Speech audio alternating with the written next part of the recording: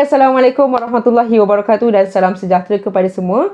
Selamat kembali ke channel Baidu Duri di mana saya, Baidu M. Rosli, akan berkongsi tentang buku atau apa-apa saja yang saya nak kongsikan. Di hari ini, saya rasa saya akan lebih kepada bebel, tapi kita akan cuba untuk kaitkan dengan buku ni, novel Insyirah, karya Tan Sri Dr. Dok Bakar. Dan kemudian kita akan cuba kaitkan dengan konten bertema Julai 2022 iaitu pengorbanan. Okey, long short story, cerita dia macam ni. Saya baru habis peperiksaan akhir semester dan sesungguhnya SEM ini sangat penat. Setiap minggu ada submission, banyak kali MC, ada nak kena uruskan pelbagai program. Cabaran SEM ini memang berbeza dengan cabaran SEM-SEM yang terdahulu. Kita struggle sebab kita nak naikkan semula pointer kita. Kita ada banyak kerisauan. Lepas tu dah selesai exam pula, kita ada dilema, kita ada rasa macam sesak sebab dah nak rasa sambung sesuatu, nak teruskan sesuatu, tapi ada kekangan-kekangan yang lain datang. Lepas tu saya macam pesan, Baiduri, perasan tak hidup awak sekarang ni macam dalam buku? Bukanlah kita nak jadi watak utama, tak. Tapi kita punya perasaan sesak tu, walaupun tak sesusah dalam buku, tapi susah tu wujud. Ini ialah sebuah novel yang diinspirasikan daripada surah Insyirah. Kalau nak tahu buku ini berkenaan apa, sebenarnya sangat mudah sebab dia punya isi kandungan itu memang dah susun mengikut urutan ayat dalam surah Insyirah. Cara ringkasnya, dia berkenaan sepasang suami isteri yang baru berkahwin, lepas tu duduk di KL. Tahulah duduk di KL, kos sara hidup lebih tinggi. Nak kena jaga, uruskan anak, nak kena kerja train setiap pagi. Tambah kesusahan dalam buku ini ialah apabila Zahid ialah watak utama, the husband, dah dapat kerja yang okey, ada rumah sewa. Tapi sampai satu masa paksa diberhentikan kerja dengan pampasan 3 bulan kalau tak silap.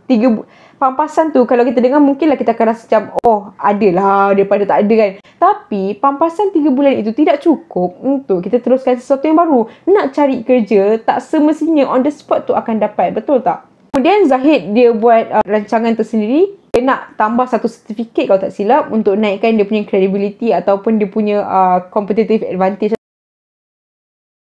Jadi antara perkara yang saya highlightkan dalam buku ini ialah analogi ketika kita merasa beban itu. Suraya, wife kepada Zahid, dia kata hidup ni beban dia rasa macam tengah jadi kuda-kuda. Yang mana kuda-kuda dia ada cangkerang kan, cangkerang tu berat tapi nak kena bawa ke setiap tempat. Memang betul cangkerang itu sifatnya untuk melindungi daripada bahaya di luar. Tetapi tak tipulah kalau kita tak pernah rasa macam beratnya kehidupan ni, beratnya hari ni, beratnya dugaan ini. Mesti ada kan? Okey, lepas tu bila dah semakin mencabar kehidupan, dia analogikan sekali lagi dia punya kesusahan itu, dia rasa macam bukit meletup. Segala batu daripada yang meletup tu jatuh dekat badan dia, timpa kepala, badan, kaki semualah. Penat tau, penat. Macam sesiluhan hati. Itulah apa yang kita rasa kita mengalami kesusahan. Kita faham kesusahan itu tidak lama. Tetapi ada masa kita memerlukan kekuatan untuk meneruskan kehidupan, untuk menghadapi ujian itu. Kan? Kemudian apa yang saya suka untuk highlightkan dalam buku ini ialah dia menceritakan tentang attitude orang yang berjaya tau. Okay. Dulu saya ada seorang guru yang dia pesan, attitude is success. Kalau you nak berjaya, you kena ada attitude. Kalau you betul-betul nak dapatkan A, you kena ada attitude. Contoh kalau Baidu ni, dia mungkinlah dia tak berapa bagus dalam subjek finance. Tapi kalau dia betul-betul rajin, dia mungkin dapat skor untuk paper finance. Tapi kalau pun dia tak skor paper finance, kerajinan, disiplin yang dia dah terapkan dalam diri itu akan memberi manfaat kepada benda yang lain pula. Mungkin bukan finance, tapi mungkin benda lain. Mungkin dari segi cara dia menghadapi isu-isu yang dia dah tak suka dah. Sebab pada dia, finance itu susah. Tapi kena sentiasa ingatkan diri kita bahawa tiada kesusahan yang tak ada gunanya. Sebab dalam buku ni, dia ialah seorang pekerja yang baik meskipun dia terpaksa diberhentikan. Yelah, kita kena faham, company pun dia nak hidup ataupun dia sedang mengalami satu kesusahan, dia kena ada satu pengorbanan tau. Contoh, dia nak grow supaya dapat sustain. Dalam fasa untuk grow tu, ada yang boleh dia terpaksa lepaskan, ada benda yang dia terpaksa hold. Jadi antara benda yang dia terpaksa lepaskan kadang-kadang ialah pekerja sendiri. Tetapi dalam masa yang sama, kita kena sentiasa ingat bahawa guru, bos atau supervisor atau sesiapa pun di atas kita, mereka akan sentiasa perhatikan kita. Mereka kenal berdasarkan attitude kita. Contoh macam Zahid ini. Walaupun dia terpaksa diberhentikan, tapi ada beberapa bos yang macam kata, Zahid tu bagus tau. Nanti kan kalau kita dah berjaya capai tahap-tahap macam ni, boleh ambil balik Zahid ni.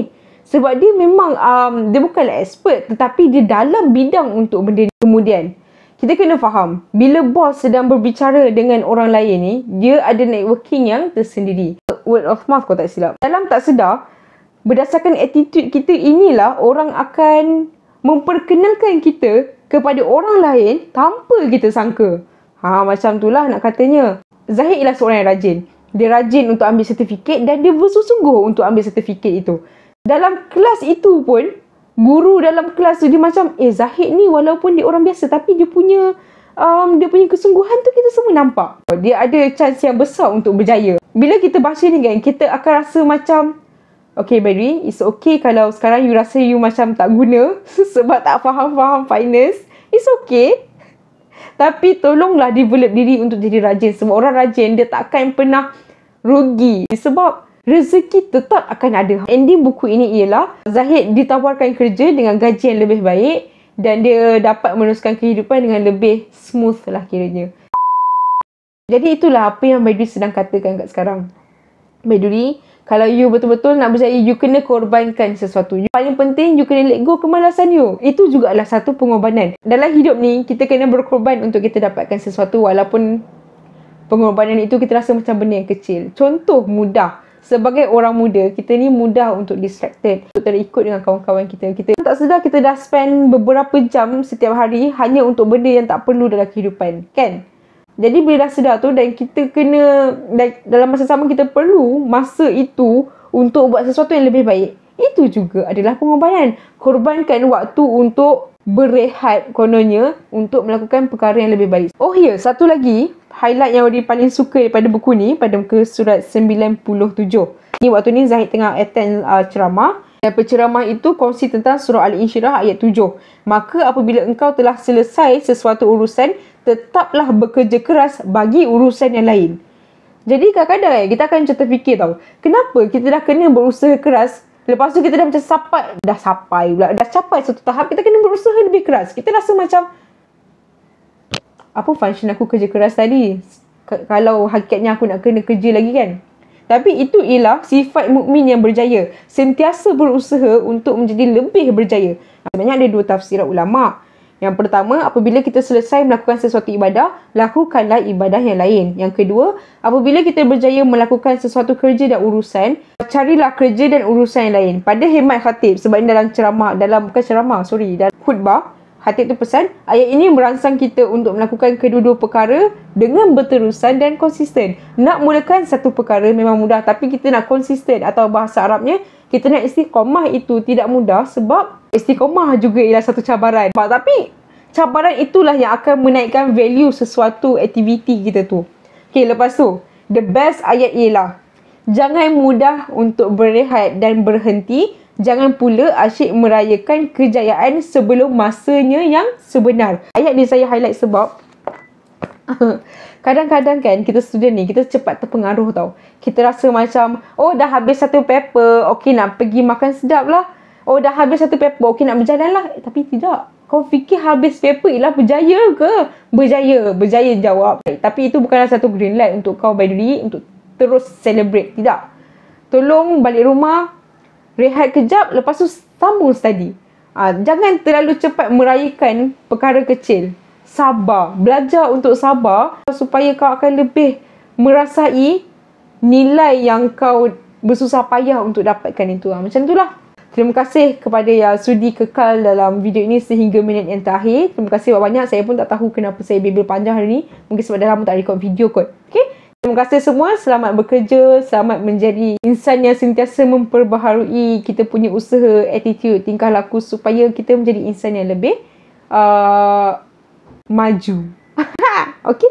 Kita jumpa dalam video yang seterusnya.